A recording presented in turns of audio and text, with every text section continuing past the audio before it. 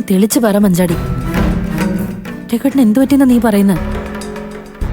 രഘുവേട്ടൻ സ്ഥിരമായി രാത്രിയിൽ ഇവിടെ വരുന്നത് നന്നായി മദ്യപിച്ചോണ്ട് ചേച്ചി. എന്താ നമ്മുടെ രഘുവേട്ടന് പറ്റിയേ? ആ മനുഷ്യൻ ഇങ്ങനെ അങ്ങ് തീർന്നു പോട്ടേന്നാണ് അമ്പിളി ചേച്ചി വിചാരിച്ചിരിക്കുന്നത്. ഏയ്, നമ്മുടെ അമ്പിളി ചേച്ചി അങ്ങനെയൊന്നും വിചാരിക്കില്ല മഞ്ചാടി. ചേച്ചിയെ രഘുവേട്ടൻ മാനസികമായി വിഷമിപ്പിച്ചതിന് ചെറിയൊരു പണിഷ്മെന്റ് കൊടുക്കണമെന്ന് മാത്രമായിരിക്കും അമ്പിളി ചേച്ചിയുടെ മനസ്സിൽ. എന്നാ അത് രഘുവേട്ടനെ സംബന്ധിച്ച് അതൊരു ചെറിയ പണിഷ്മെന്റ് ഒന്നല്ല ചേച്ചി. എന്തോ വലിയ മാനസിക പ്രശ്നം കാരണം പുള്ളിക്കാരനാകെ കയ്യിന്ന് പോയ അവസ്ഥയിലാ. എത്രയും വേഗം ഇതിനൊരു പരിഹാരം കണ്ടില്ലെങ്കിൽ ഏറ്റവും വലിയ പണി കിട്ടാൻ പോകുന്നത് അമ്പിളി ചേച്ചിക്ക് തന്നെയായിരിക്കും. രഘുവേട്ടനെ തന്നെ ചേച്ചിക്ക് കൈവിട്ട് പോകുന്നു പറഞ്ഞേക്ക്. ഓ ഓ ഓ.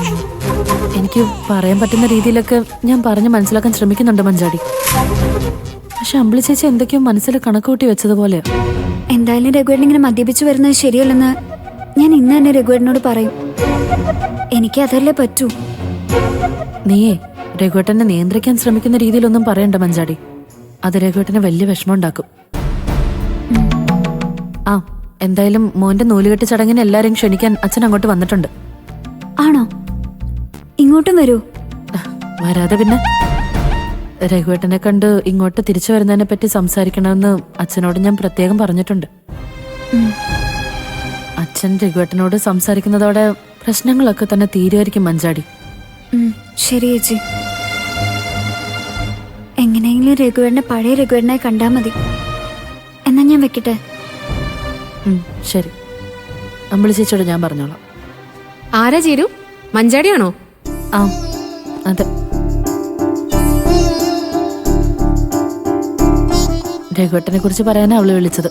നിനക്ക് അലക്കാൻ വേറെ വല്ല തുണിയുണ്ടോ? ഇല്ല, ഉണ്ടായിരുന്നത് ഞാൻ വാഷിംഗ് മെഷീനിൽ കൊണ്ടിട്ടു. ആ, എങ്കിൽ ഞാൻ ഇതുകൂടെ അതിലേക്ക് ഇട്ടേക്കാം. ചേച്ചി,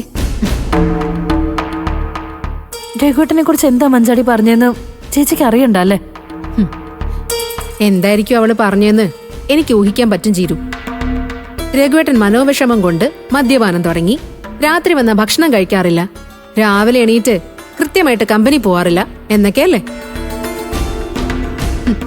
ഇതൊക്കെ ഞാൻ എത്ര കാലായിട്ട് കാണുന്നത്. പണ്ട് രഘുവേട്ടൻ അങ്ങനെ ആവുമെന്ന് ഓർത്ത് എനിക്ക് വലിയ ടെൻഷനായിരുന്നു. ഇപ്പൊ എനിക്ക് അങ്ങനെയൊന്നുമില്ല. എന്നുവെച്ചാ ഇനി രഘുവേട്ടൻ എന്താന്ന് വെച്ചാ ആയിക്കോട്ടെ എന്നാണോ? എടി, രഘുവേട്ടൻ അങ്ങനെ ആയിട്ടെ കുറച്ച് കാലായി. അതിന്റെ കാരണക്കാരി എന്തായാലും ഞാനല്ല. രഘുവേട്ടനെ സ്വയം വരുത്തി വെച്ചതാ. അത് ആ മനുഷ്യൻ തന്നെ തിരുത്തണം. തിരുത്തിയ അവന് കൊള്ളാം. അത്ര തന്നെ. ചേച്ചി